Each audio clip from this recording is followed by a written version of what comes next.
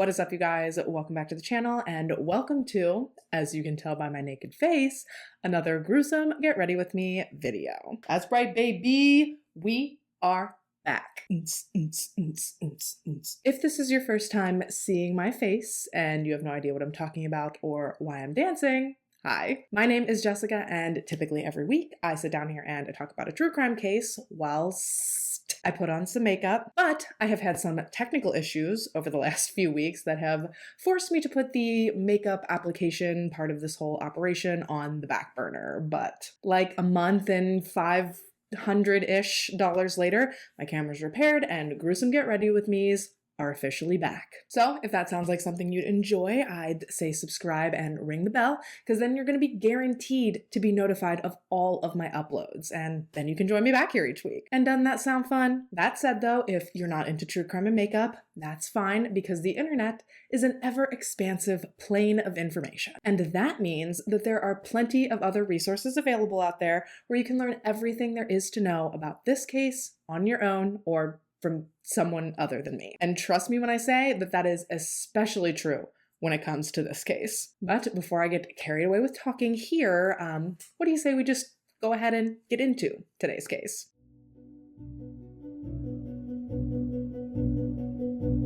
All right, so as I alluded to in the intro, I'm fairly sure that like 100% of you are going to know at least this case to some degree or another. Honestly, had it not been a case that one of you requested, I never probably would have covered it, not on my own volition. But given the recent / upcoming developments that are just days away at this point, I think it actually might be really beneficial to have the whole story in one place from start to finish. Because in my opinion, at this point, the story is about as resolved as it's ever gonna be. So even if this video flops and no one watches it because they think they know everything about this story already, that's fine, because I know at least one of you out there wanted to see me cover it, so thank you so much to You Remind Me of the Babe for requesting this one. Plus, like I said, since this case has been so recently resolved, there really aren't going to be a lot of videos out there that actually cover it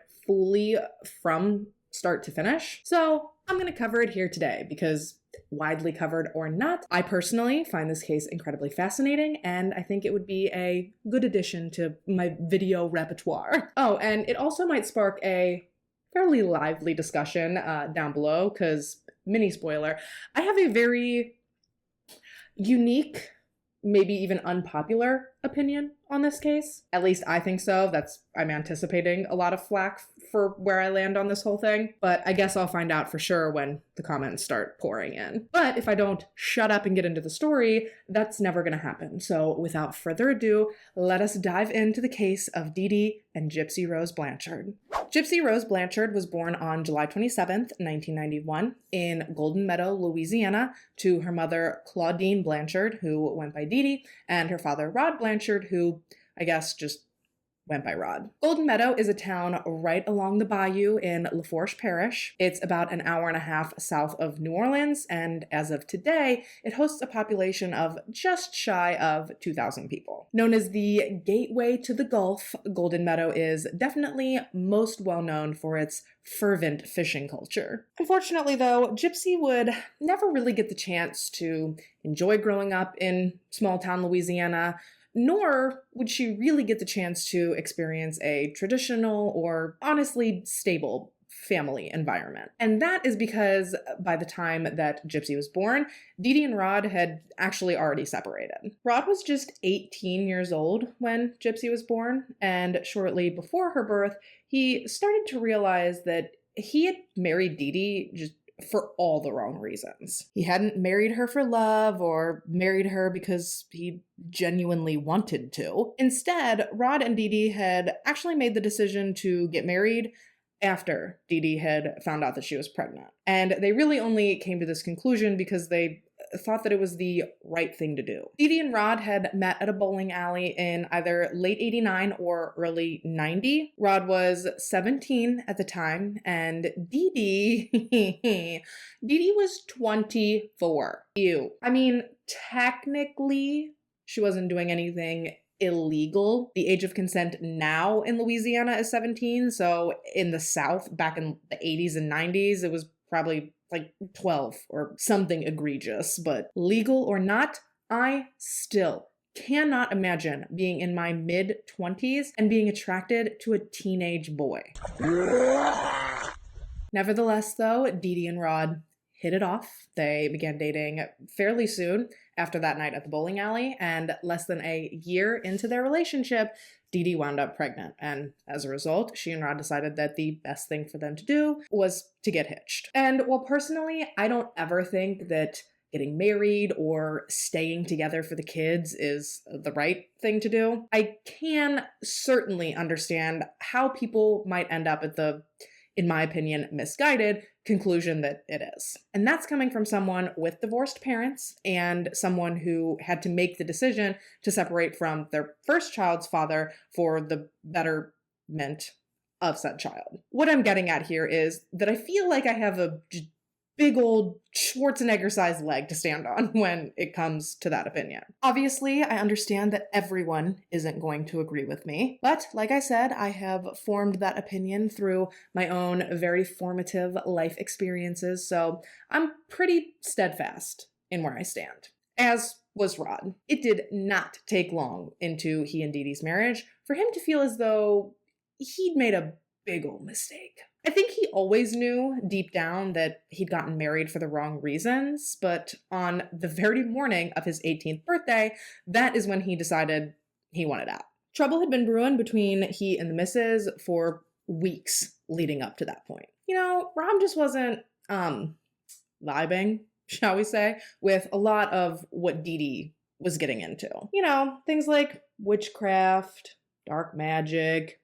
It's Louisiana, so probably voodoo. She had a pet tarantula that really freaked Rod out. Like, he was just very displeased with what he'd gotten himself wrapped up into. So shortly before Gypsy's birth, Rod left Dee Dee, and that, as they say, was that. Despite Dee Dee's numerous attempts to get him to return to her, Rod never did. That does not mean, though, that he was not still a supportive father to Gypsy. Quite the opposite, actually. Following he and Dee Dee's split, like clockwork, Rod paid $1,200 a month in child support every month. He was incredibly reliable with these payments, and never once did he try to short Dee Dee or to skip out on one of his payments. And, as it would turn out, he actually continued making these payments to Dee Dee even well after Gypsy's 18th birthday. And it wasn't just a check in the mail. Rod also visited Gypsy frequently. Well, as frequently as Dee Dee would allow him to. And during these visits, he often brought her extravagant gifts like TVs or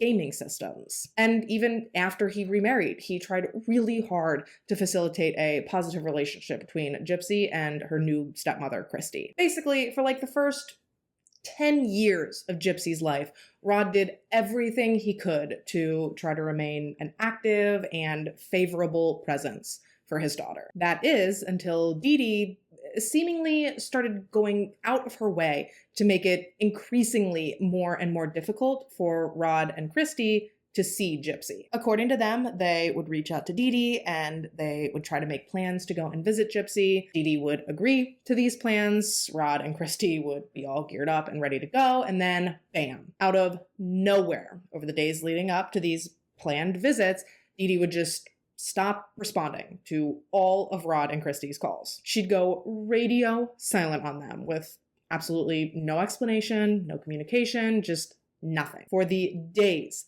leading up to the visit, and then for the weeks following it. Eventually, she would pop back up. She'd, out of the blue, call Rod and apologize for the failed visit and try to explain it away with some BS excuse about what had happened and why she'd been out of contact. And over time, this became the typical song and dance. Then combine that with the fact that Dee Dee gradually began moving she and Gypsy further and further and further away from Rod and Christy. Organically, over time, their physical visits fizzled out, and eventually Rod would actually end up going years without seeing his daughter face to face. And later, he would find out that over all those years, Dee Dee had done everything in her power to convince Gypsy that Rod didn't love her and that he didn't care about her, while simultaneously convincing everyone else that he was a deadbeat father and a drug addict and that he had just left she and Gypsy high and dry. Basically giving the perception that since Rod had a new family now,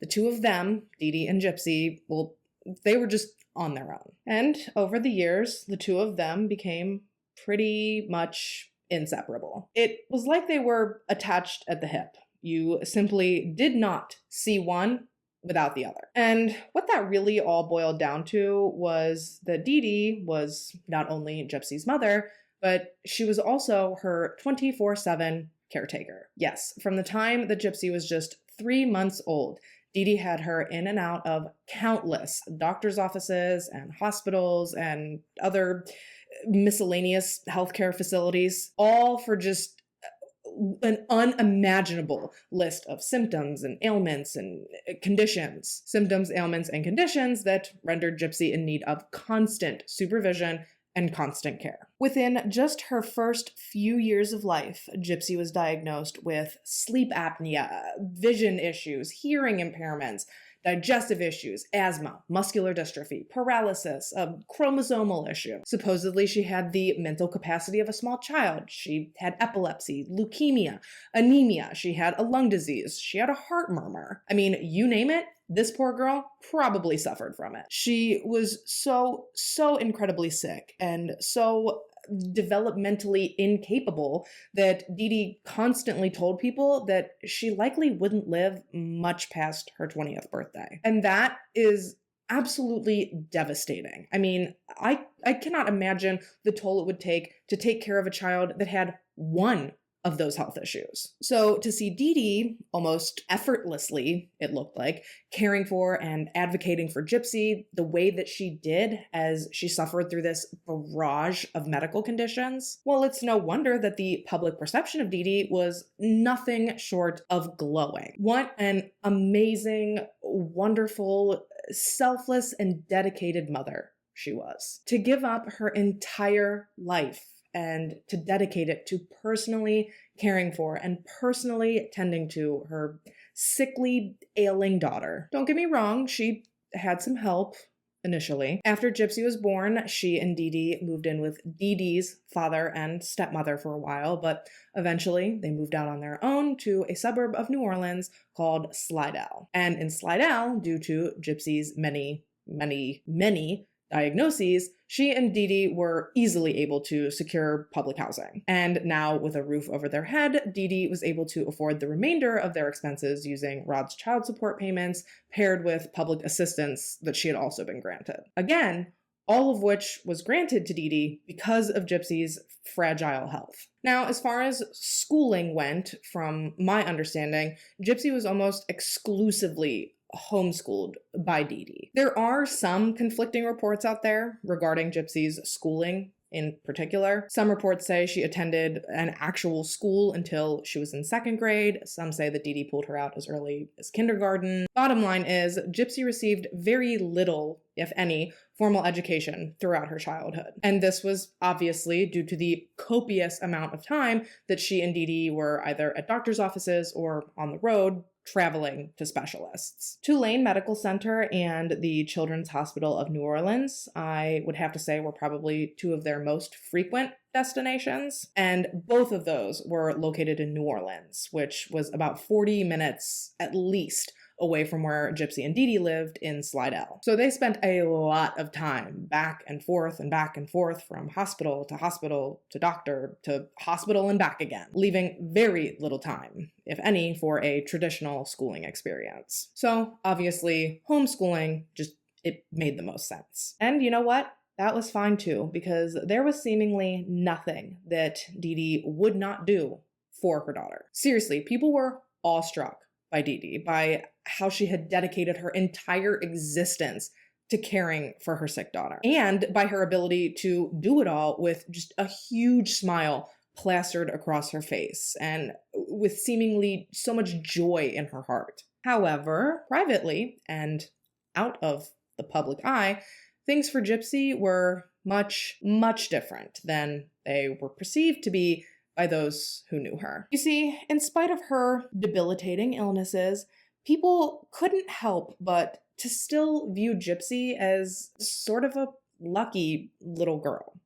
Relatively speaking. She got to go on all expenses paid trips to Disney. She got to go to concerts for free, to meet some of her favorite artists. She met numerous other celebrities. I mean, some of these experiences were ones that other kids her age could only ever dream of. Not to mention that, above all else, she also seemed to have this rock-solid relationship with this superhero of a mother. So, well, yes, I don't think anyone was chomping at the bit to take on what Gypsy was going through medically just to receive the perks she was receiving. I think we can all agree that no material possession or experience is worth your health. Actually, one of Gypsy's neighbors was even, at one point, quoted in an interview as saying, quote, "It sounds like a really awesome life, but I mean, it's not worth the condition her health was in." And I think that that's really the most cut and dry way to put it. Sure, she got to do some cool things, but nothing that was worth having to live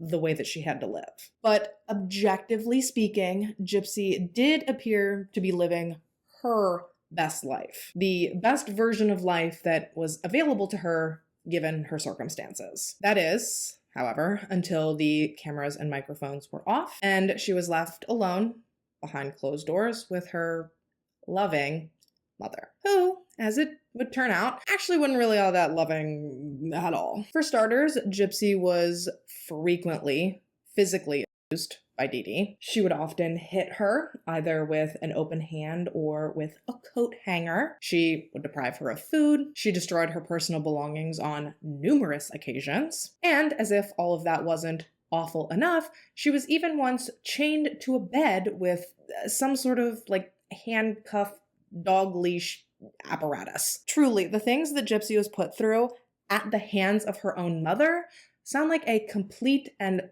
total living hell. And we have not even covered the half of it. And if you've somehow never heard this story, you may be sitting there thinking to yourself, holy shit, how could someone treat their terminally ill and disabled daughter like that? Well, that is really quite simple. Gypsy was not terminally ill, nor was she disabled. Yeah, familiar with this story or not, I think we can all pause here for what the actual fuck. The only diagnosis, to my knowledge, that Gypsy actually had, which isn't really even anything. I don't think it would even count as a diagnosis, but eyesight, that was it. All she needed to aid her in living a perfectly functional, perfectly normal, and healthy life was glasses. Well, and a mother that wasn't a complete and total fucking psycho, but you get what I'm saying. She didn't need the wheelchair, she didn't need the feeding tube, she didn't need the CPAP machine, she didn't need the literal closet full of medications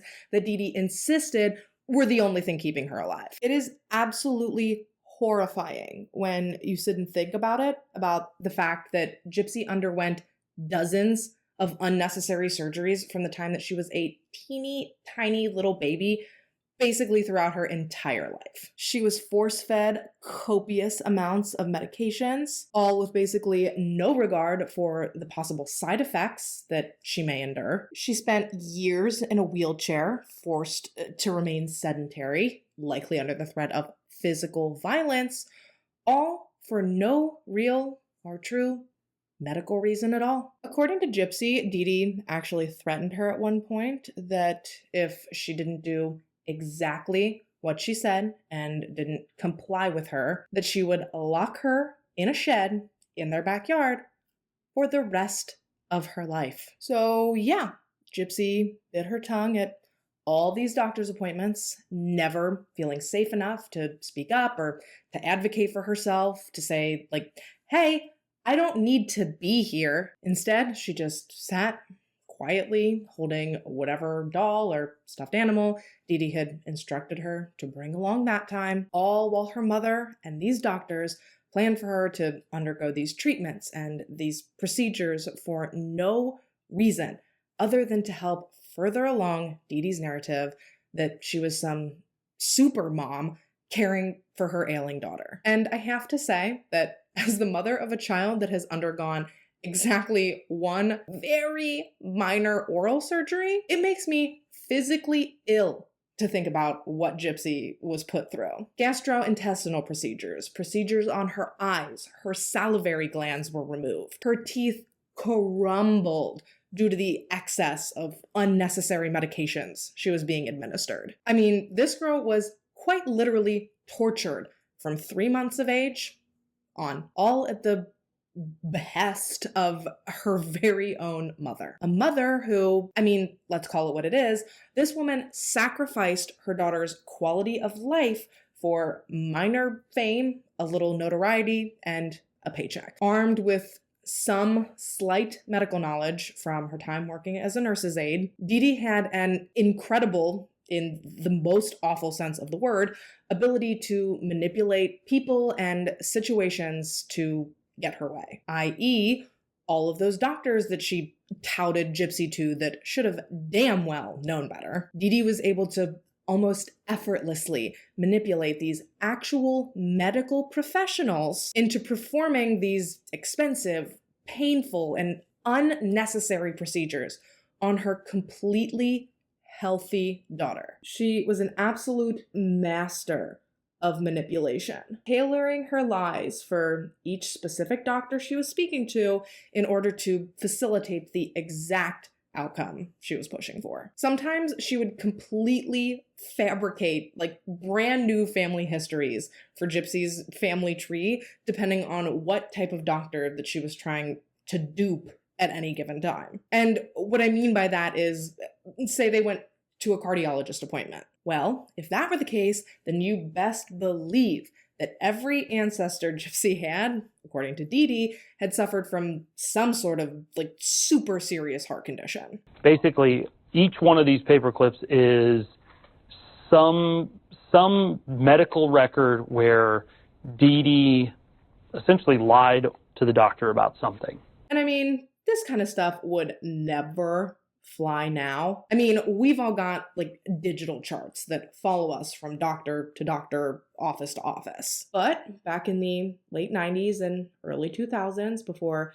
digital record keeping was what it is today, a lot of times doctors just took what people said at face value. And I mean, why not? After all, who on earth would lie about this stuff? Well, unfortunately, the answer to that question is far more people than just Dee Dee Blanchard. So many more people that, as I'm sure we're all well aware of, there's a whole ass mental health diagnosis for this particular brand of crazy. Munchausen by proxy, which we also discussed at length in the video that I did on Lacey Spears, also referred to as factitious disorder imposed on another, is a mental health disorder in which a caregiver creates the appearance of health problems in another person. Most commonly, it does end up being the person's child. However, there have been instances where it's extended to include elderly adults, disabled people, and even pets. And in these instances, the caregiver presents the victim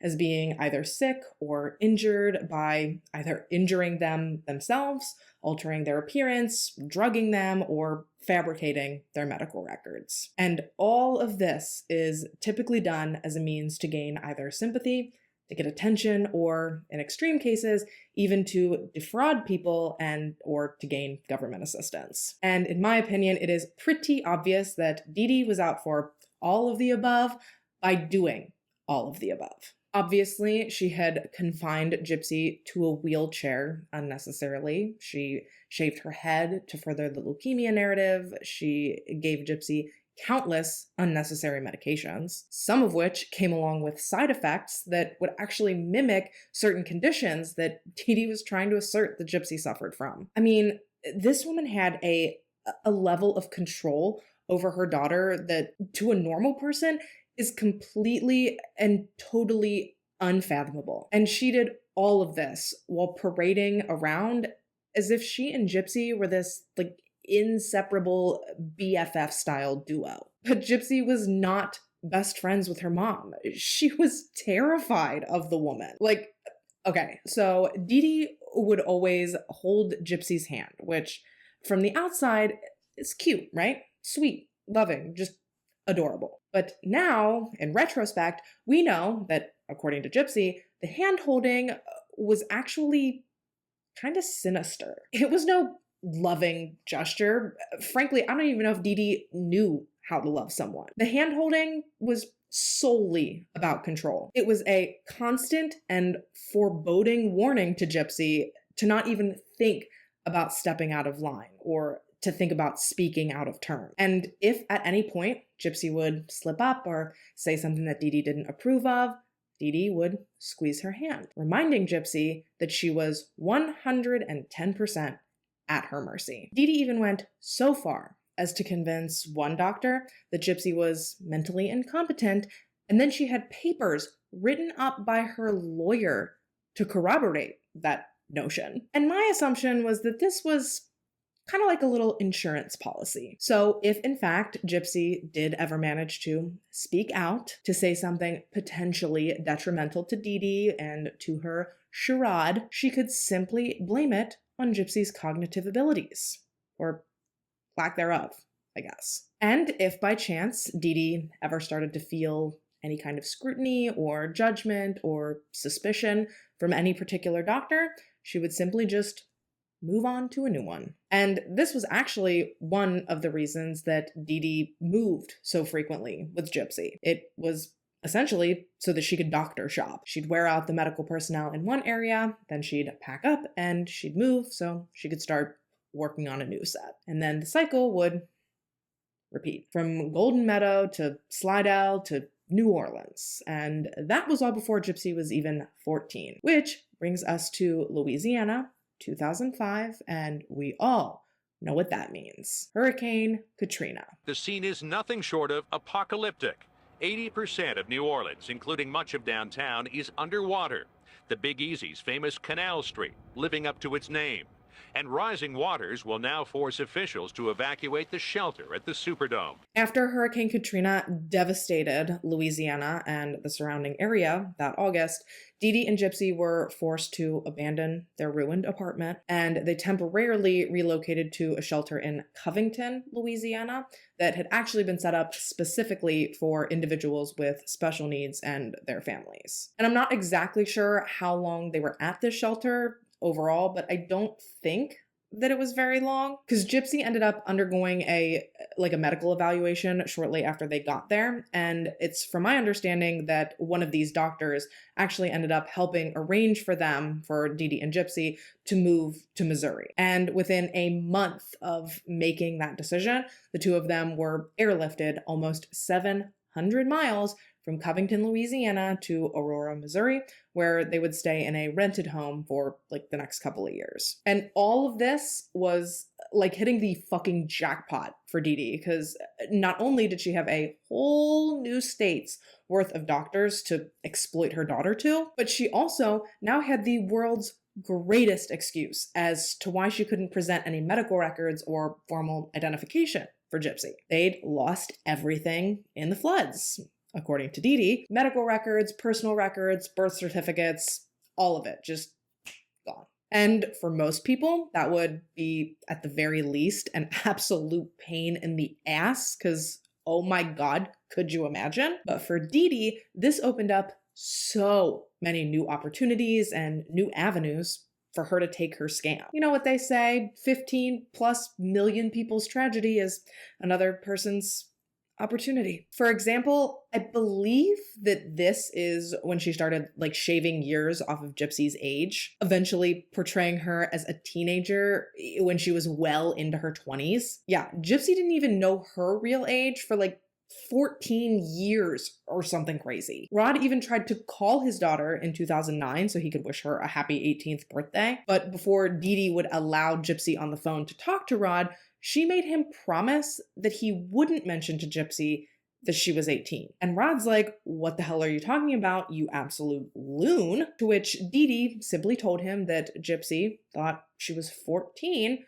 and that when people tried to tell her otherwise, she got really upset. And so, believing that his daughter was cognitively impaired and sensitive and dying, obviously he's going to do what Dee Dee tells him to do. Only a monster is going to purposefully do or say something that's going to upset their ailing child on their birthday. And you know what? Hearing that she was 18 very well might have upset Gypsy, but not for the reasons that Dee Dee would have Rod believe. In actuality, learning her actual age would have likely upset her because for years at that point, Dee Dee had been gradually presenting Gypsy as younger and younger. I assume this was to prolong the amount of time that she could benefit socially and financially from being this super mom to this sick child. Anyways, sorry, I know I just jumped around a lot chronologically, but in my defense, there's really no way to tell this story in a cohesive fashion because it's fucking nuts. But for now, let's hop back to 2007. Gypsy's 16-ish at this point. She and Dee Dee have been living in Missouri for about a year and a half, maybe 2 years. And all things considered, it would appear to anyone on the outside that things were going well for Gypsy and Dee Dee. Gypsy was even honored by the Olay Foundation as their Child of the Year in 2007. And the Olay Foundation is a group whose mission is to enrich the lives of those living with home IV nutrition or tube feeding. And undoubtedly, the fact that Gypsy was being recognized and featured by this organization, combined with the large public following and vast public support she already had, well, it's no wonder that in 2008, Habitat for Humanity, after hearing the story of this single mother with this severely disabled daughter who'd lost everything when they'd been forced to flee Katrina's devastation, I mean, who better for them to choose to receive a completely customized brand new home? The house was located on the north side of Springfield, Missouri, on Volunteer Way. It was painted like bubblegum pink, and it was complete with a wheelchair ramp and a hot tub. Local TV stations even broadcast the moment where Gypsy herself hammered in the final nail to officially finish off the construction of the home. The Blanchards really and truly were becoming somewhat of a local fixture. They were definitely something of small town celebrities. Everyone knew who they were. Everyone adored Gypsy, and everyone admired Dee Dee, never once suspecting that everything they thought they knew about this mother-daughter duo was a complete and total farce. And things carried on just like that, with anyone and everyone around blissfully unaware of the absolute horror truly going on in that pretty pink house on Volunteer Way for the next 7 years. Yes, it wouldn't be until 2015 that the community, the Blanchard family, and honestly the country would be rocked by the unearthing of Dee Dee and Gypsy's secret life. And it all started in June 2015 with one simple Facebook post. I mean, truthfully, the facade had been hanging on by a thread much before that, but everything truly started to unravel, according to the public, with the aforementioned Facebook post. It was a post made to Gypsy and Dee Dee's shared Facebook page, DGyp Blanchard, and the post read, quite bluntly, "That bitch is dead." That escalated quickly. And, well, today, 8.5 years later, sadly, most of us probably wouldn't even blink an eye at something like that because the internet is literal nightmare fuel pretty much all around. But back in 2015, on such a wholesome mother and daughter's joint personal Facebook page, rightfully so, people were bugging. The post was almost instantly flooded with comments of concern from those who knew Dee Dee and Gypsy, wanting to know what was going on and begging for confirmation that everything was okay. Comments like, "What is going on? Did you get hacked? Are you talking about a movie? This can't be Dee Dee. I've never heard you talk like this. Should someone call the police?" Like I said, people were wigging out, which they had every right to, especially when the first concerning post was followed up by a second, even more horrifying and worrisome post that read in all caps, quote, "I fucking slashed that fat pig and raped her sweet innocent daughter. Her scream was so fucking loud. LOL. Yeah, if people were worried before, they were exponentially more worried now. And as numerous phone calls went unanswered, and given the fact that Dee Dee's car was still in the driveway, friends and neighbors of Dee Dee and Gypsy actually made their way to the home and knocked on the door. And as they waited, they hoped and prayed that Dee Dee would answer and that the whole thing would just turn out to be like one big, gigantic misunderstanding. But as their knocks also went unanswered, finally 911 was called and a welfare check was requested. But before we get into that, I'm going to take my break, throw on my lashes, and when we get back, well, the people who knew Dee Dee and Gypsy, they were in for the shock of a lifetime. Actually, multiple shocks of a lifetime. Don't go nowhere.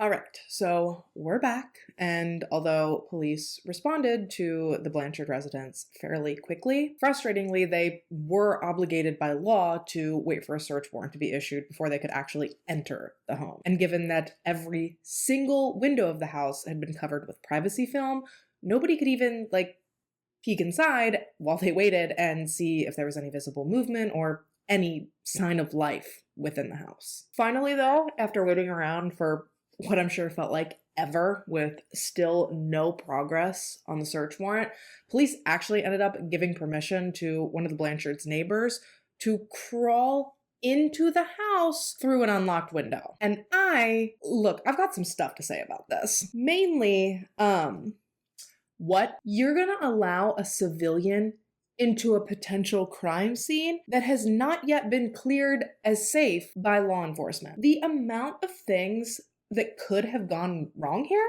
just, oh my God. Now, luckily, there wasn't a psycho killer laying in wait inside the house to annihilate anyone who dared to cross over the threshold and into the home, but the point is, they didn't know that at the time, and there very well could have been, you know? But I digress, and I guess, to play devil's advocate, the neighbor didn't, go room by room through the house and rifle through things, at least not to my knowledge. I think it was more like, hey, go in, call out, see how things look, and then just pop right back out. I mean, I stand by my stance that it was ridiculous the police allowed this to happen in the first place, but nevertheless, when the neighbor came back out, he didn't really have all that much additional information to report. Really, all he saw was that the house was mostly undisturbed, that Gypsy's wheelchair and all her medical equipment still appeared to be present. And this actually really flipped people out, because if Gypsy wasn't home, but all of her medical equipment is, without her wheelchair, her oxygen tank, her feeding tube equipment, as far as these people were concerned, this girl could be in serious or even life-threatening trouble just based on her health alone. Never mind the fact that it appears as though she's been kidnapped. It was just every second that ticked by, the situation seemed like it was getting more and more severe and more dire. So when that search warrant finally came down the pipeline and police could legally enter the Blanchards' residence, they wasted no time busting right on in. And once they made their way through the home, basically everyone's worst fears were confirmed. Not only was Gypsy nowhere to be found, lending credence to everyone's worry that perhaps she had been kidnapped, but horrifyingly, Dee Dee Blanchard was ultimately discovered dead in her bedroom, obviously having been murdered and having clearly succumbed to numerous stab wounds. It was very obvious that she had been the victim of a hyper-violent, frenzied blitz attack. She had been stabbed 17 times in an attack so vicious that she was damn near decapitated. Truly, it was just an awful scene. Immediately, police began questioning the neighbors who'd been gradually gathering outside of the Blanchard home, hoping that maybe someone knew something, or someone had seen something, or someone had heard something, anything. They needed something to give them some sort of direction to proceed in.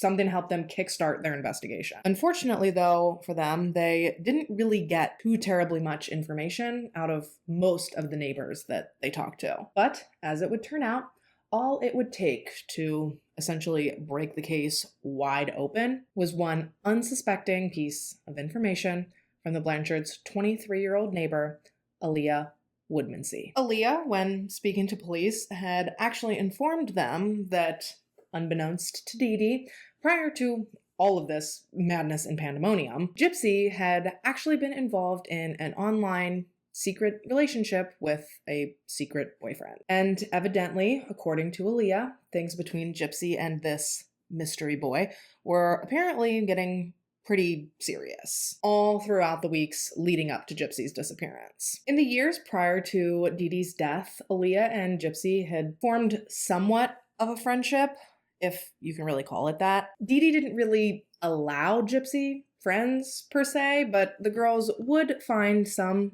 sneaky little moments to talk in person, as well as some times that they would find to communicate online. And I have to assume that Gypsy kind of viewed Aaliyah as sort of a portal to the outside world. Sure, she had a computer and she had some limited use of the internet, but I don't know, there's just nothing really quite as impactful as hearing something firsthand through someone's lived experiences. So as Gypsy got older, into her late teens, according to everyone else, but actually in her early 20s, she began to ask Aaliyah things about relationships and about boys. How do you approach a boy? How do you kiss a boy? How do you know if a boy likes you? Like innocent things like that. But as time went on and Gypsy found herself in this secret relationship, she would sometimes talk to Aaliyah about her new secret boyfriend. So when Aaliyah was speaking to police, not only was she able to give them the knowledge of the fact that Gypsy had a secret boyfriend, which in and of itself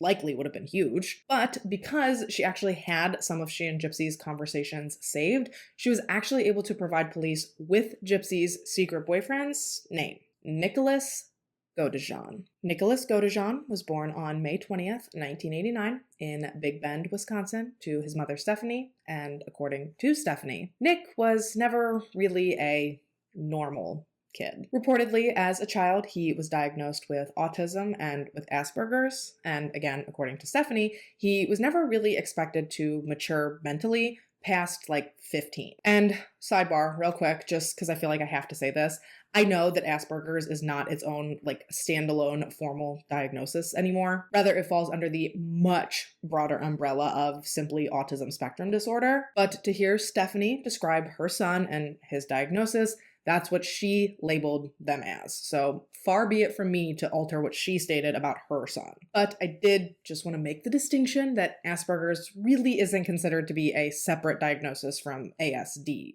when it comes to the current Diagnostic and Statistical Manual of Mental Disorders, or DSM. Anyway, for the majority of his life, right up through the time frame that the story takes place, Nick lived in Wisconsin with Stephanie and with her husband / Nick's stepfather, Charles Goldammer. And Stephanie claims that they always kept a pretty close eye on Nick when he was growing up, just given his diagnoses and the fact that they were explicitly told that Nick would not mature along the same path and same timeline as his peers would. Nick graduated from Nathan Hale High School in West Allis, Wisconsin in the spring of 2007. And to the best of my knowledge, he didn't attend college, nor did he pursue any type of career or really even employment. I think he worked at a Pizza Hut briefly, but beyond that, I really don't think that he did much of anything. From what I was able to gather, he kind of sounds like a shut-in. I mean, I guess I can't really say that for sure, but I can tell you that when Nick did leave the house, he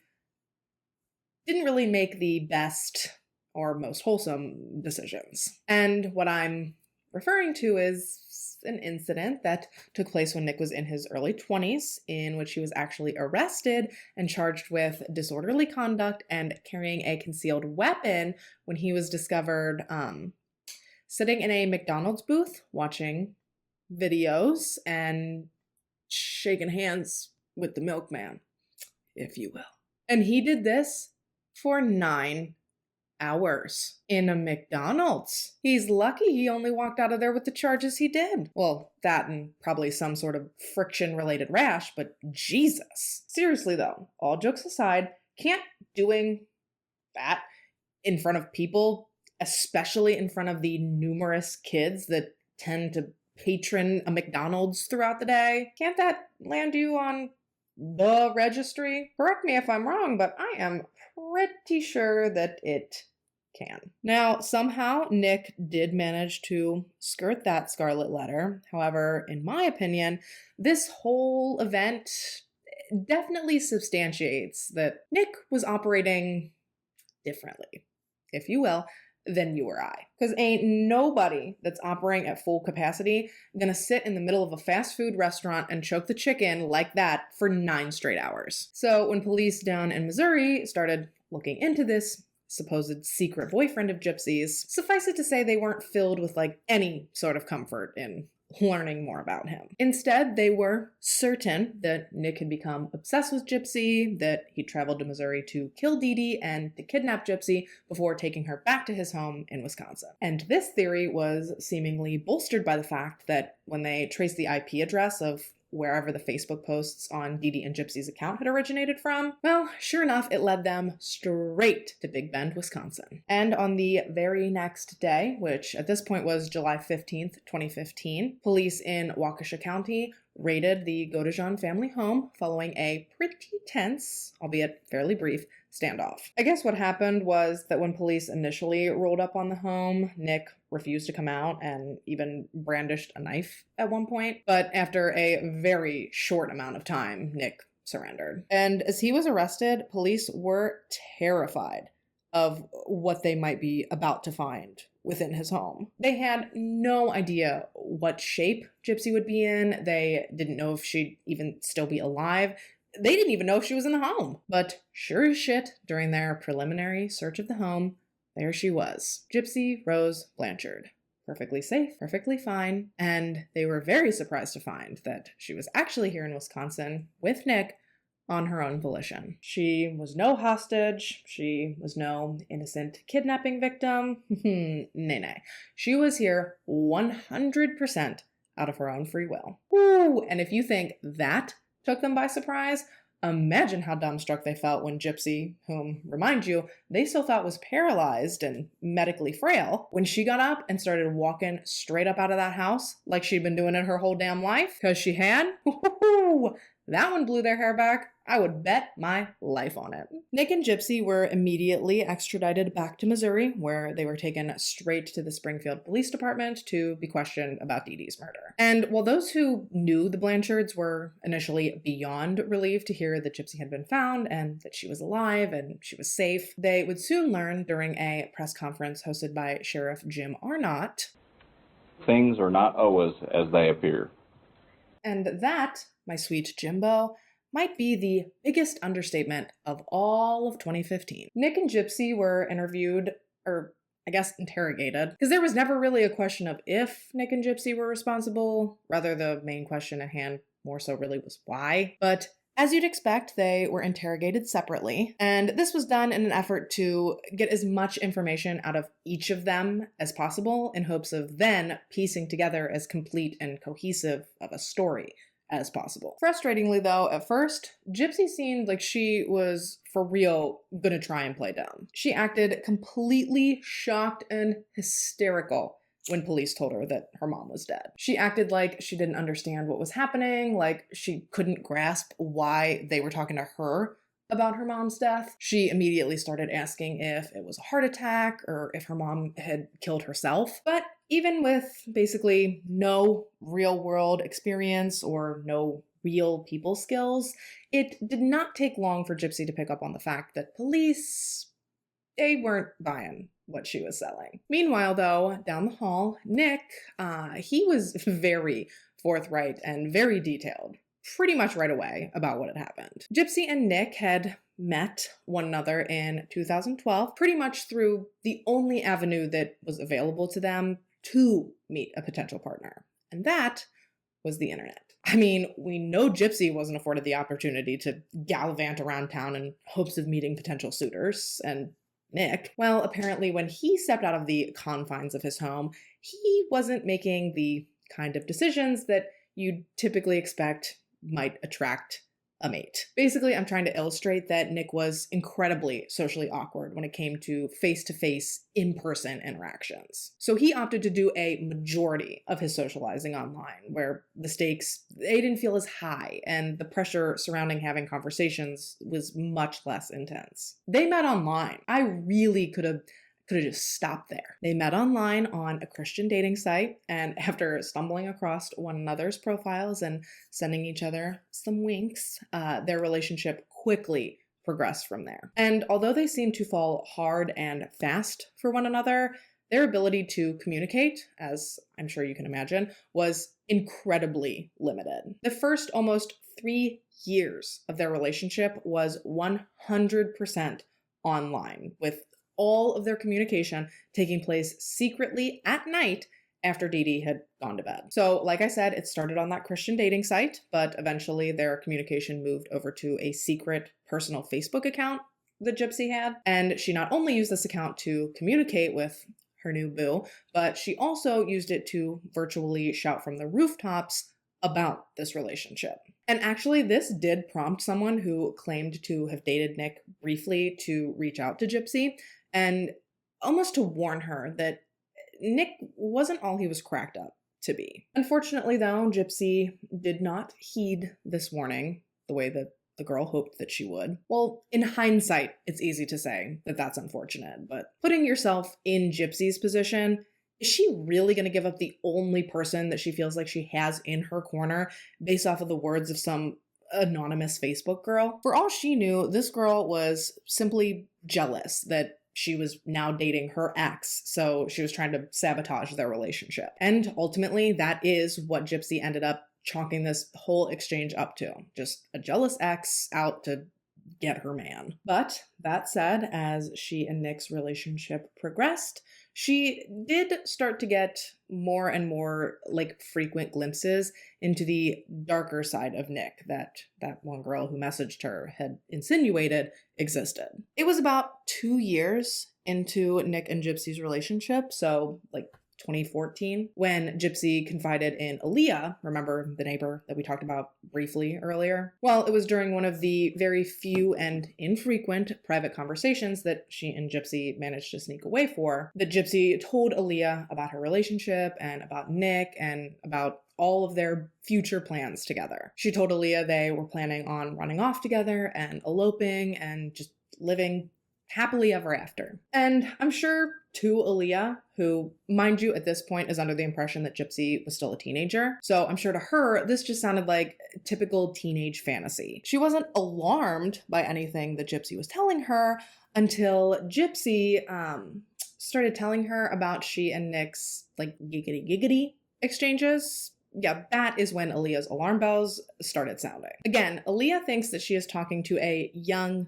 teen. So when Gypsy started talking about how she and Nick were into BDSM, yikes. And I have to say this because I don't want an entire community of people thinking that I'm chastising them or publicly judging them or condemning what they're into. Not at all. If you're a consenting adult of sound mind getting down with other consenting adults of sound mind, get as freak nasty as you want. The problem here was that, one, Aaliyah thought that Gypsy was a minor, potentially being groomed by this adult man on the internet. And two, think of what Gypsy's life has been like up to this point. For typical teens, there's, somewhat of a natural progression of things when it comes to romantic physical contact and to physical intimacy. But here you've got Gypsy, who's never so much as hugged a romantic partner, now engaging in online sex of a particularly intense niche. Again, I am not judging anyone who does participate in the BDSM community, but I do agree that Aaliyah had every right to be alarmed by what she was hearing and every right to try and talk Gypsy out of continuing a relationship with Nick, which she did try and do. But obviously we know that Gypsy did not heed that warning either, ultimately embarking down a path of no return. You see, on top of Nick's darker sexual interests, he also had some other not great things going on. Other things that could really be considered cause for alarm. Mainly that Nick believed that he had multiple personalities living inside of him, some of which were hyper-violent and scary. In particular, Victor, Nick's 500-year-old vampire personality. Nick introduced him to Gypsy as his evil side that enjoyed killing.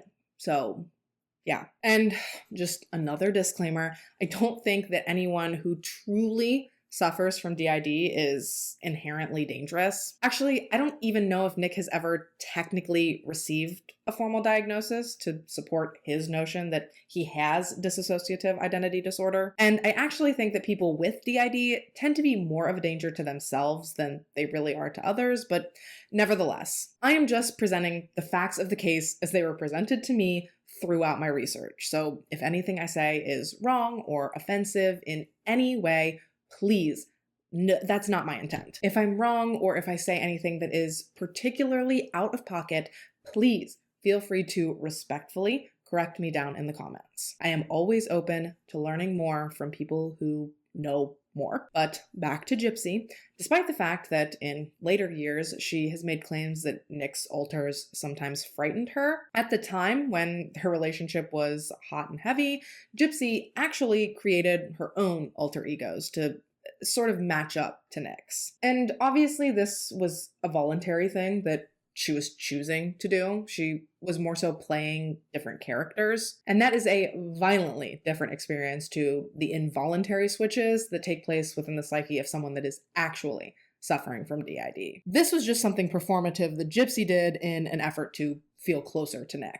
Like role-playing, taking on different personas like Kitty, who was her childlike persona, or Candy, who was her hypersexual persona, Bella, who was her more romantic persona, and of course, Ruby, who was her evil persona. And Ruby was specifically handcrafted for Victor, Nick's ancient vampire murderer persona. Isn't it crazy to think about how much control Dee Dee thought that she had over Gypsy, but then to know that this was what Gypsy was doing when Dee Dee tucked herself in at night? And I'm not necessarily saying that Gypsy was doing anything wrong. I mean, she was a full-blown adult at this point. So having these feelings and these desires was completely and totally normal and natural for her. No matter how much control Dee Dee thought she had over her daughter, she was never going to stop her from growing up and from experiencing grown-up feelings and grown-up emotions. You know, teens be teenin'. Actually, they were both adults at this point, but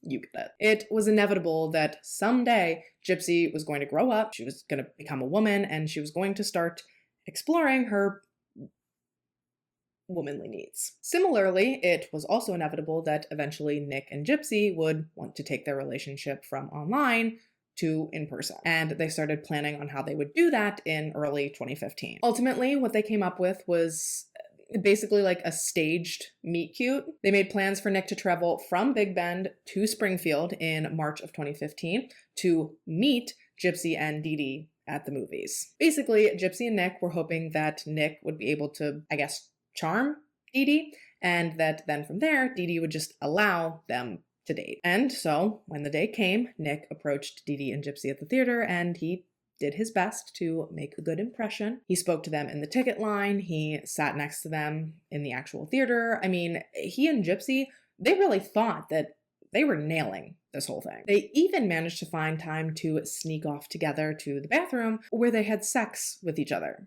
for the first time. In a public bathroom, dressed as Cinderella and Prince Charming, right under Gypsy's mother's nose. Once again, Gypsy's experiences with this man were just going at light speed in comparison to what she'd experienced in her life up to this point. She had never so much as been hugged or kissed by a romantic interest at this point, and then just boom, she is boinking in a public bathroom in a movie theater at the premiere of Cinderella. Big fat bummer for Nick and Gypsy, though, was that despite how well they perceived this whole date and meeting to be going, it wasn't. Dee Dee was not wooed by Nick. She wasn't charmed by him, and she certainly was not about to give her blessing to a relationship between him and her prized little show pony. Dee Dee hated Nick. She could not stand him in the slightest. From the minute he approached them in the theater, she was disgusted. She thought Nick was a total and complete creepo because he was a single man alone at a more traditionally feminine movie made for kids. So according to Gypsy, once they got home from the movie theater, Dee Dee was irate. She was blind with rage and jealousy, and she screamed at Gypsy for ignoring her at the theater and behaving like a slut for giving Nick so much attention. She allegedly threw things at Gypsy all throughout this fight while calling her a bitch and a whore and telling her that she was under no circumstances to ever speak to or to see Nick ever again. And obviously, finding out that she and Nick's plan hadn't worked and realizing that she would never get her mother's approval to date anyone, but least of all Nick, this was officially Gypsy's breaking point. This was the moment that she decided that she had to get out. She had to escape this prison, and she had to escape this woman. She confided in Nick that she was coming to the end of her rope and that she just didn't know what to do anymore. And in response to this, Nick was beyond vocal about the fact that he would do anything for Gypsy. All he wanted to do was to protect her at any cost. He would even kill for her if it came down to it. And when Nick said this, Gypsy asked him if he was serious, if he would really consider killing someone for her. More specifically, if he would be willing to kill her mother. And Nick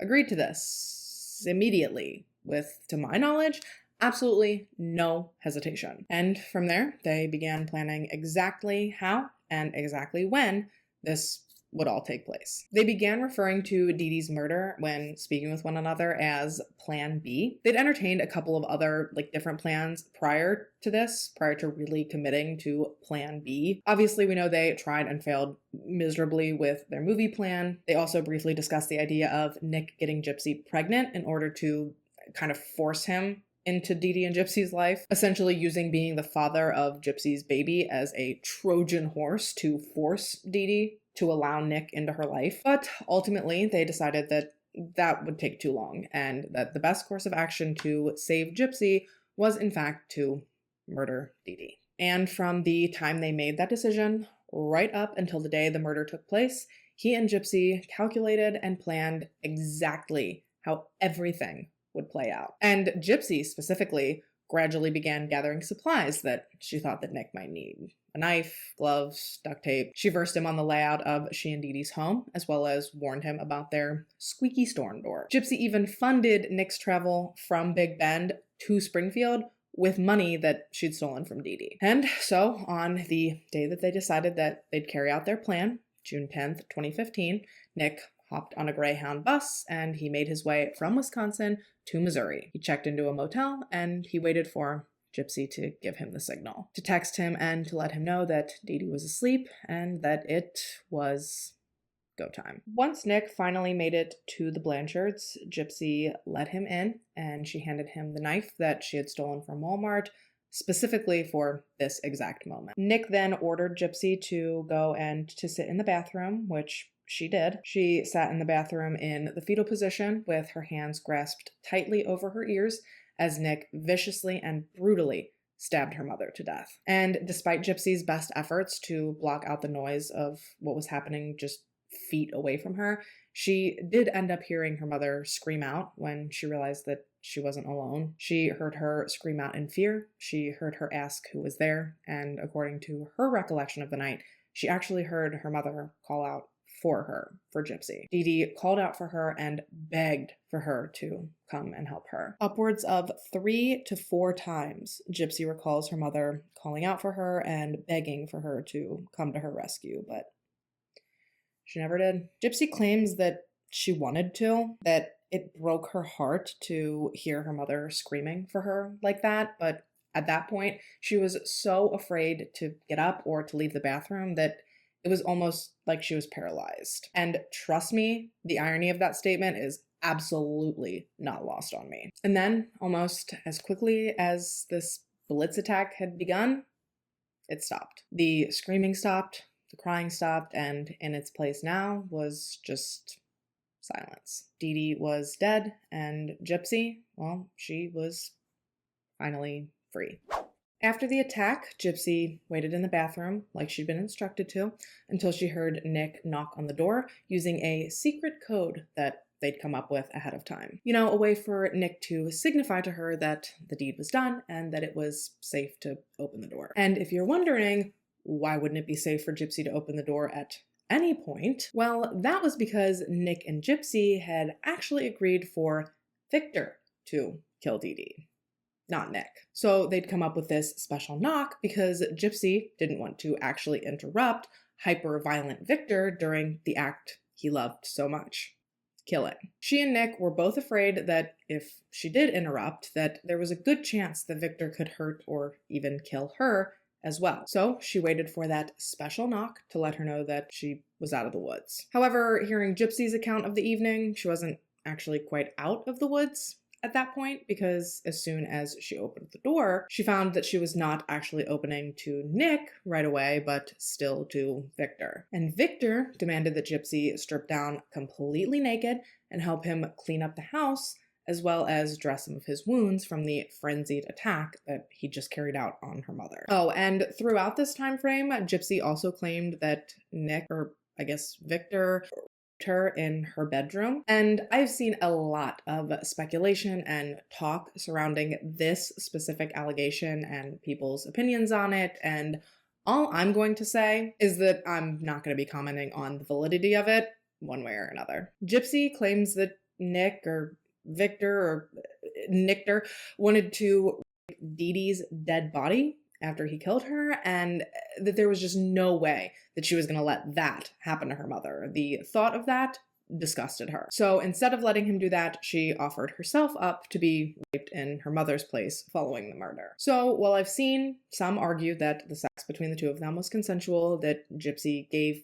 Nickter permission to have sex with her, she claims that she did so under duress, the duress of thinking that it was either going to be her or her mother's dead body. And so to whether or not it was rape or not, I say, I don't really think it's that black and white. And honestly, I don't really think that it's anyone's business to argue one side or the other. I'm only commenting on it because I know there are going to be comments to that effect, so I just figured I would briefly address it. Once they had haphazardly cleaned up the scene, leaving plenty of paper towels stained with Nick's blood in the trash can, they packed up some of Gypsy's things before taking a taxi back to Nick's hotel room, where they then hid out until they could catch another Greyhound bus back to Wisconsin. And y'all, the way they thought they were going to get away with this, just wow. They even mailed the knife that Nick had used to stab Dee Dee and a bloody rubber glove back to Nick's house so they wouldn't accidentally get caught with it on their journey back to Wisconsin. They figured they'd meet back up with it when they got back to Nick's, then at some point they'd ditch it in Lake Superior, and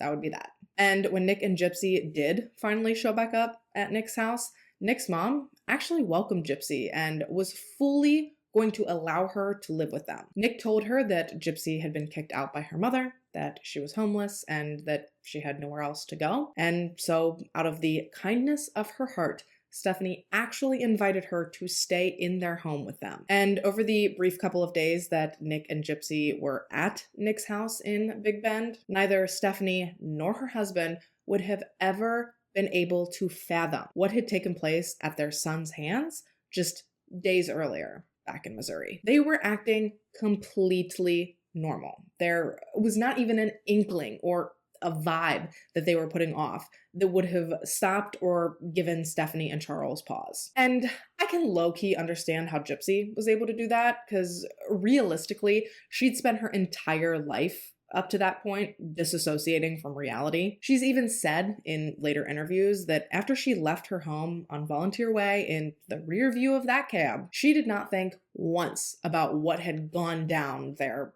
prior to her departure. She was just so consumed with the fact that she was finally free that it was like she had left one reality completely behind and exchanged it for this new one. But for Nick to be able to completely ignore what he'd just done, I guess maybe he really does have multiple personalities. So maybe Nick, as the host, didn't feel changed by the experience because it had been Victor who'd killed Dee Dee, not him. But I also don't feel like that would make sense because he knew that it happened, and don't the other personalities or alters like not know or have a recollection of what the other ones do. Again, correct me if I'm wrong, I genuinely don't know. But at any rate, it was during this short stay in Wisconsin that Gypsy actually decided that they should post those horrific posts to she and Dee Dee's Facebook because she wanted to make sure that Dee Dee was found in a timely manner. Later stating in an interview, quote, "I couldn't stand the thought of her just there, because what happens if it would have taken months to find her? So I wanted her found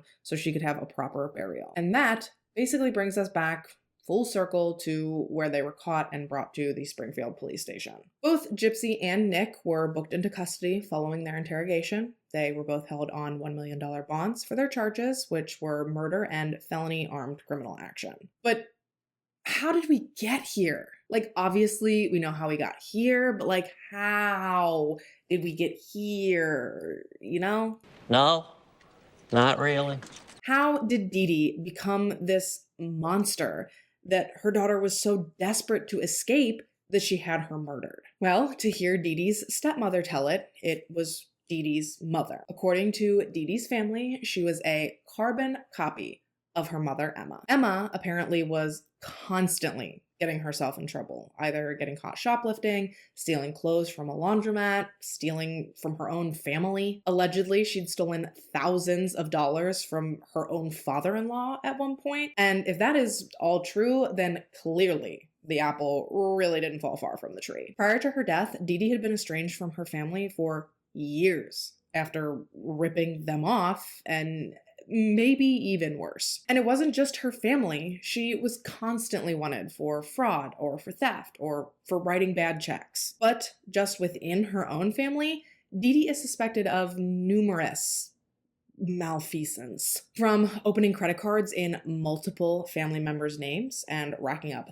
thousands and thousands of dollars worth of debt, to potentially murdering her own mother. Yeah, that was a thing. Dee Dee briefly served as her mother's caretaker prior to her death to Emma's, and word around the bayou is that Dee Dee stopped feeding her mother and basically allowed her to starve to death whilst she was supposed to be the one keeping her alive. Oh, and it's also widely believed that Dee Dee also tried to poison her stepmother while she was living with her and her father with Gypsy shortly after she and Rod separated. Yeah, the woman, she was deranged. Suffice it to say that no one who knew her really seemed all that sad to find out that she had died, especially as more details of what she'd put Gypsy through started to come to light. By the time all was said and done and her body had been cremated, her family actually fought over who had to take her ashes. Not who got them, who got stuck with them. Nobody wanted them. Everybody just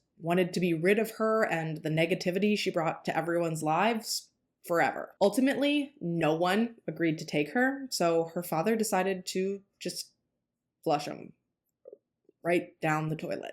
And I truly think that that says more about who Dee Dee was than I ever possibly could. After a comprehensive review of the mitigating factors surrounding Gypsy's role in her mother's murder, and if anyone's got mitigating factors, it's Gypsy. And due to the long-term abuse and medical enslavement that she'd already suffered, she was ultimately offered a plea deal by the prosecution in which she would plead guilty to second-degree murder in exchange for a prison sentence of 10 years. She accepted this plea deal, and all in all, she stood the chance of being paroled after just a few short years behind bars. Things for Nick, on the other hand, were going to be much more of an uphill battle. Not only was he the one who physically wielded the knife on the night that Dee Dee died, but he also had nowhere near the list of mitigating factors that Gypsy did. His defense did try to argue that he was less culpable for his actions than the average person due to his autism, but throughout the course of the trial, that argument was far surpassed by the mountain of evidence that the prosecution put forward that showed that Nick not only seemed to fully understand what he was committing to in murdering Dee Dee, but he enjoyed it. He was excited about it. Leading up to it, he was looking forward to it. He did not come off as sympathetic as Gypsy did. Not even close. Nick's defense even called Gypsy to the stand to help substantiate their argument that Gypsy was the driving force behind her mother's murder, but in the end, it didn't work. The jury could not see past the evidence or past the interviews they'd seen from Nick, and ultimately he was found guilty of first-degree murder and sentenced to life in prison without the possibility of parole. He is currently incarcerated at the Potosi Correctional Center in Mineral Point, Missouri, where he, in all likelihood, will spend the rest of his natural-born life. Back in August, I believe, August of 2022, Nick's new defense attorney actually filed a motion to have his conviction set aside and a new trial scheduled, and this was on the basis that Nick did not receive adequate counsel at his first trial. However, in early 2023, that motion was officially denied. In the years following Dee Dee's murder, Nick has said that if given the opportunity to go back and to do it all over again, he wouldn't. Rather, he thinks that it would have been a better idea to go through with the whole pregnancy thing, him getting Gypsy pregnant. He truly thinks that then he could have strong-armed himself into Gypsy and Dee Dee's lives by default, given he would be the father of Gypsy's child. And I know that this isn't like the point of the big picture, but she didn't even let Rod be a part of Gypsy's life, so I highly doubt that she would have allowed Nick into he and Gypsy's hypothetical child's life. Like, be so fucking for real right now. All getting her pregnant would have done was put another child into Dee Dee's crosshairs to potentially use as a cash cow. Overall, Nick just thinks that a really unfair narrative has been spun all these years in the wake of Dee Dee's murder. He doesn't think that Gypsy has taken enough responsibility for what transpired, and he thinks that he has wrongfully kind of been forced into the role of, like, bad guy. And I mean, to a degree, he's not wrong. Not about that being the narrative that most people have become familiar with. However, I do strongly disagree with the idea that that narrative is unfair. Because here is my potentially unpopular opinion on this case, as promised by the title of the video and my insinuation at the beginning of the video. I am staunchly Team Gypsy. I don't think she should have served any prison time. Yeah, that's right.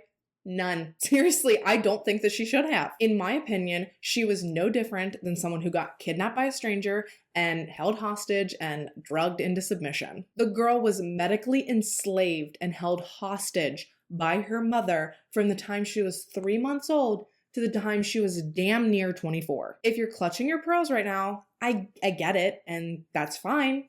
You don't have to agree with me. The way that I see...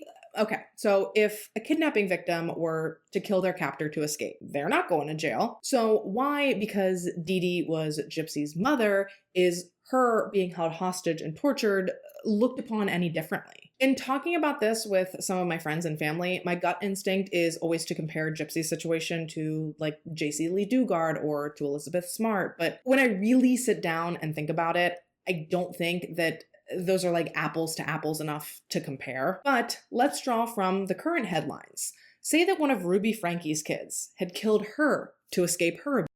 I don't think we'd be throwing them in jail. So why did Gypsy end up in prison? Now, do not misconstrue that as me saying that I think she should have walked away scot-free, because I don't really subscribe to that either. Personally, I think she should have been required to complete years of intensive inpatient therapy.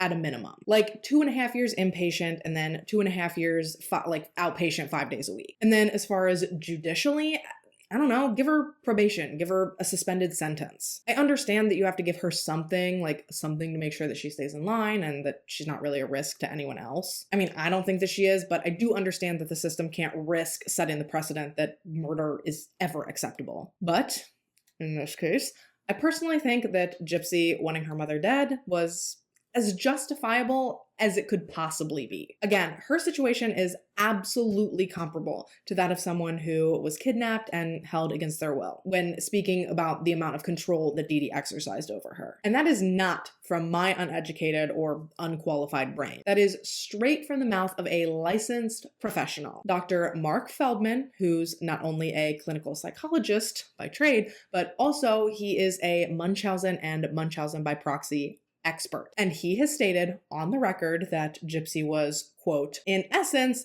a hostage of Dee Dee's. And even he believes that Gypsy's crime should be viewed as that of a hostage trying to gain freedom from their captor. It's not like she woke up one day unprovoked and butchered her mom. She lived through decades of on top of failed escape attempts before she finally mustered up the courage to ask someone to help her. Gypsy fell through every crack possible. Doctors, nurses, social workers, family, neighbors, friends, police officers, you name it, they failed her. No matter the situation, Dee Dee was always able to convince whomever came a-knockin' that she was mother of the year to her ailing daughter. And even with all of that being true, Gypsy still tried to run away at least once prior to going on the run with Nick. It was in 2011. She was 19, even though Dee Dee was still telling everyone she was 14. But regardless of whatever age whoever believed her to be, Gypsy snuck out of the house and met up with a man that she'd been talking to online at a hotel. But it only took Dee Dee a matter of hours to track her down and drag her back, kicking and screaming,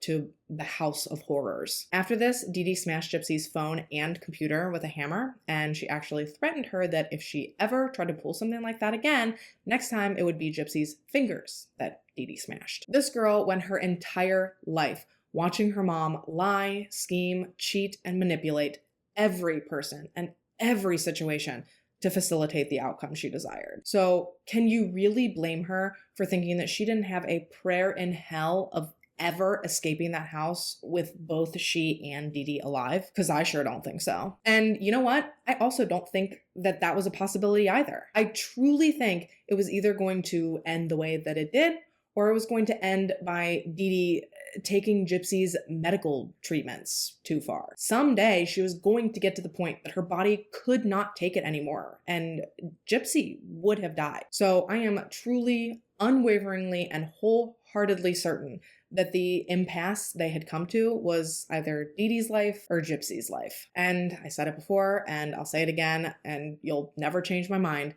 I'm Team Gypsy, through and through. And with that said, I am elated to wrap this video up by saying that Gypsy Rose Blanchard, now 32 years old, is scheduled for release from Chillicothe Correction Center in Chillicothe, Missouri, this week. That's right, bitch. Today is Monday the 25th. Merry Christmas if you celebrate.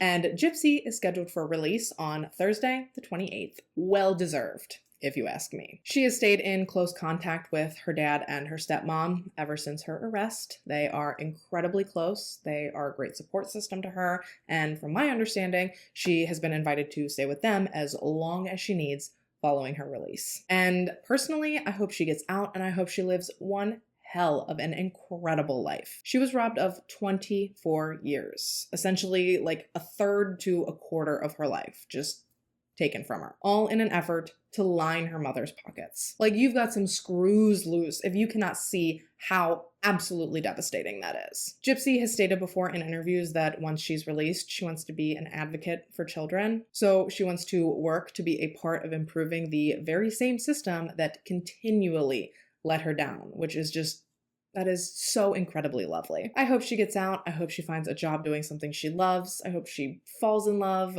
gets married, has children if that's what she wants. I just want her to get out, and I want her to be so happy. Just truly happy and truly free for the first time in her entire life. So Merry Christmas and Happy New Year to Gypsy. Good luck in the real world, and at the very least, you know that I'm rooting for you. And yeah, with that, you guys, we are about wrapped for today. Let me know your thoughts on this case in the comments down below. Do you think the system got it right? Do you think Gypsy's sentence was fair? Do you think she should have gotten more time? Less time? Please sound off down below. Oh, and while you're down there, check to see how many people have raked me across the coals for my opinion in the comments. That ought to be fun. As always, I thank you so much for taking the time to watch this video and to listen to this story. And of course, thank you so much to our resident David Bowie fan, You Remind Me of the Babe, for requesting this one. If you haven't already and you'd like to, go ahead and subscribe to my channel. I won't have a video up on the 1st. It's my last off week of my every other week through the holidays posting schedule, but I will be back on January 8th with a new 4 weeks on and 1 week off cycle. But if you subscribe and turn on your post notifications, you'll always be notified when I do post, and you'll always be sure to catch me back here in my next one. But until then, I hope you have a Merry Christmas if you celebrate, a Happy Holidays in general if you don't, an amazing New Year, a great start to 2024, and yeah, I think that's it. Stay safe until I see you next. I'm gonna miss you till then, and yeah, bye. You know, what the is that? Jesus. It's hot down here. Oh, I'm such a fool, I can't be me. No escaping the storm inside of me. Watch out for my butt. Been watching a lot of Frozen around my house, if you can't tell. I think I need to stop before this becomes a serious fucking problem. Let's just call it good enough. Hurricane I really picked something super simple for such a long story. That's why I'm not doing makeup the whole time, because I'm trying to space it out.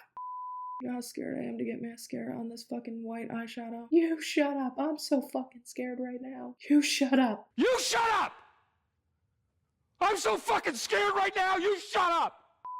23-year-old Nate. For relationships, am I okay? I do not look even slightly that orange in person. Huh. Ain't that some shit? Alright.